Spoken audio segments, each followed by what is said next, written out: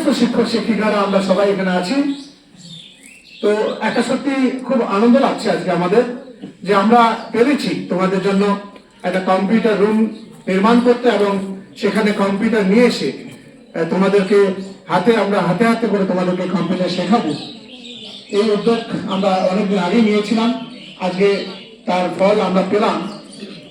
তো যাই হোক, যেহেতু আমাদের মাঝে দুজন বিশেষ অতিথি উপস্থিত হয়েছে, তাই আজকে এই কম্পিউটার শিক্ষাকে কেন্দ্র করে, আজকে এই ভবন নির্মাণকে কেন্দ্র করে আমাদের মাঝে তোমাদের সবার সামনে কিছু সংক্ষিপ্ত বক্তব্য রাখার জন্য আহ্বান করছি দেউচি উচ্চ বিদ্যালয়ের প্রধান শিক্ষক সম্মানীয় অরুণ সরকার মহাশয়কে।